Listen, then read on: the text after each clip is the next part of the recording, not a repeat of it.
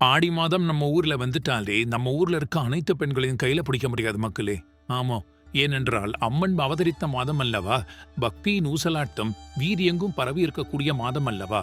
இந்த ஒரு மாதம் முழுவதும் அம்பாளின் ஆசி வீதி எங்கும் வீசும் என்று மக்களால் நம்பப்படுகிறது. இந்த மாதத்தில் மட்டுமே ஒரு சிறப்பான நிகழ்வு ஒன்று வரும் மக்களே. ஆம், ஆடிப்பூரம் தான். அம்பாள் அவதரித்த தினமாக மக்களால் இன்றைய தினமும் தமிழகத்தில் பல்வேறு பகுதிகளில் பக்தி, பாரம்பரியம் மற்றும் புனித நம்பிக்கை அனைத்தும் ஒன்று சேர்ந்து ஆன்மீக பண்டிகையாக இன்றைய தினமும் அவை சிறப்பிக்கப்பட்டு வருகின்றன மக்களே. நிச்சயமாக உங்களுக்கு ஆடிப்புறம் பற்றிய பல்வேறு தெரியாத தகவல்களை இந்த காணொலியில் நம்ம உங்களோடு இணைந்து கொடுக்க இருக்க மக்களே. அதனால இந்த வீடியோவை எந்த இடத்துல ஸ்கிப் பண்ணாம பாருங்க மக்களே. வீடியோவின் மைய புள்ளியில ஒரு முக்கியமான கருத்தையும் நாங்கள் சொல்லியிருக்கிறோம்.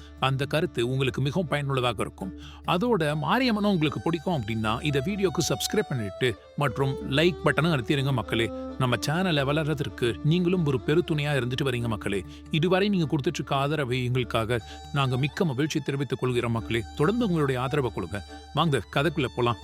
ஆடிப்பூரத்தின் ஆன்மீக அடையாளத்தை பற்றி நம்ம முதல்ல தெரிஞ்சு கொள்ளலாம் மக்களே. ஆமா, ஆடிப்பூரம் என்பது பூரம் நட்சத்திரமும் ஆடி மாதமும் ஒன்றிணையக்கூடிய ஒரு புனித நன்னாளாக பார்க்கப்படுகிறது. புராணங்களில் சொல்லப்படும் கதைகளின்படி அம்பிகை சக்தியாக இந்த நாளில்தான் பூமியில் அவதரித்ததாக அனைவராலும் ஒற்றுக்கொள்ளப்படுகிறது. அம்மனுக்குரிய சிறப்பான தினமாகவும் இந்த பூர தினம் கொண்டாடப்படுகிறது. இந்த நாளில் அம்பாளுக்கு வளையல் தணிவித்து அவளை வணங்கி வந்தால் தங்களிடம் இருக்கக்கூடிய அனைத்து பிணிகளும் நீங்கி நன்மைகள் அனைத்தும் தங்கள் வீடுகளில் ஏற்படும் என்பது நம்முடைய தாய்மை குலங்களினுடைய நம்பிக்கையாக இருந்து வருகிறது மக்களே.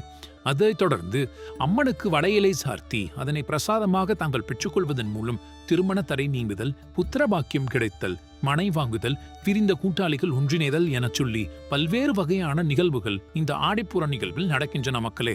இதைத் தொடர்ந்து ஆண்டாள் அவதரித்தாள் என்பது உங்களுக்கு தெரியுமா? ஆம், இதே நாளில்தான் ஆண்டாள் தாயாரானவள் அன்பின் சின்னமாகவும் பூமியில் பக்தியின் நாயகியாகவும் அவதரித்திருக்கிறார். ஸ்ரீவில்லிபுத்தூரில் உள்ள துளசி மாடத்தில் அன்னை பூமாதேவியாக ஆண்டாள் அவதரித்து ஸ்ரீரங்கநாதரை காதலித்து திருமணம் செய்து கொண்ட கதை நம் அனைவருக்குமே தெரியும் அல்லவா. இதே நாளில் ஆண்டாளை தரிசிப்பவர்களுக்கு பல்வேறு வகையான பிணிகளிலும் இருந்தும் நீக்கம் கிடைக்கும், தங்கள் வீடுகளில் சுபகாரியம் நடக்கும் என்பது மக்களின் ஐதீக நம்பிக்கையாக இருந்து வருகிறது. அதைத் தொடர்ந்து இந்த நாளின் மிக சிறப்பு பெற்ற வார்த்தை ஆம் பூரம். பூர நட்சத்திரத்தின் மகிமை பற்றியும் சற்றினும் நாம் காண வேண்டும் தான் மக்களே. ஆமாம், பூர நட்சத்திரம் என்பது சுக்கிர பகவானுடைய ஆதிக்கம் கொண்ட நட்சத்திரமாகும். அதனால் தான் இந்த நட்சத்திரத்தில் பிறப்பவர்கள் எளிமையாக பேசுவார்கள், இனிமையாகவும் பேசுவார்கள், அனைவரையும் நேசித்துக் கொள்வார்கள். காதல், கல்யாணம், தாம்பத்தியம், ஒற்றுமை என அனைத்திலுமே முன்னிலை வலிக்கக்கூடியவர்களாக இருப்பார்கள். பூர நட்சத்திரத்தில் பிறந்தாலே அதற்கு தனி சிறப்பொன்று உண்டு. ஆம், சுக்கிர பகவான் ஆசி கிடைத்ததால் மன வாழ்க்கை மிளிரும், மனது கனிந்து புரிந்து பேசும்படியான சூழ்நிலைகள் ஏற்பட்டு கொண்டே இருக்கும். ஆடிப்பூர நன்னாளில் விரதம் இருந்தால் இந்த சுக்கிர கிருபை நமக்குள் வந்துவிடும். நமக்கு அதற்கு பிறகாக நடக்கக்கூடியவை அனைத்துமே நன்மை பயப்பதாகவே இருக்கும். திருவிழாக்களில் ஒளிமென்னுவதைப் போலவே அம்மன் முகமும் இந்த மாதங்களில் மிகவும் ஒளிமயமாக இருந்து வரும். ஆம், அம்மன் கோவில்களில், அதாவது குறிப்பாக ஆண்டாள் ஆலயங்களில் சிறப்பு திருவிழாக்களும் பூஜைகளும் வாகன சேவைகளும் அம்பாள் அலங்காரங்களோடு அனைத்து பக்தர்களையும் பரவசப்படுத்திக் கொண்டே இருப்பார். குறிப்பாக ஸ்ரீவில்லிபுத்தூரில் ஆடிப்பூரம் நன்னாளில் தேரோட்டமும் பக்தர்கள் மனசை சாலையோடு நிரப்பும் அளவிற்கு பக்தி மலையில் அந்த இடம் நிரம்பி போய் கிடக்கும்.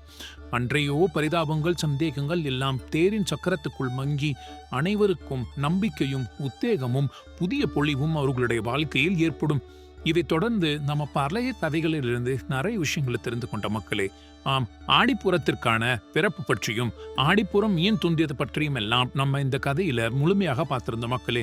ஆண்டார் தேவியாரும் இந்த மாதத்தில் தான் பிறந்தார் என்பது பெரும் சிறப்பு கொள்ளும் விதமாக இருந்திருக்கிறது என்பதை நினைத்து நாம் பெருமை கொள்ள வேண்டும், பக்தியில் திளைத்து முழுக வேண்டும் என்றுதான் சொல்ல வேண்டும். ஸ்ரீவில்லிபுத்தூரில் இருக்கக்கூடிய அந்த அம்பிகை அனைத்து இடங்களுக்கும் சென்று ஆடிப்பூர நன்னாளில் உங்கள் அனைவருக்கும் நீங்கள் வேண்டியதை நிறைவேற்றி தருவாள். மக்களே, இந்த வீடியோவை தொடர்ந்து உங்களுடைய நண்பர்களுக்கும் உங்களுடைய குடும்ப வட்டாரத்திற்கும் ஷேர் செய்யுங்க மக்களே. நம்முடைய சேனல் பிடிச்சிருக்கணும் நாம் உங்கள்கிட்ட நம்புறோம். அதனால சப்ஸ்கிரைப் பண்ணிடுங்க, மறக்காம இந்த வீடியோக்கு லைக் கொடுத்துருங்க மக்களே. தொடர்ந்து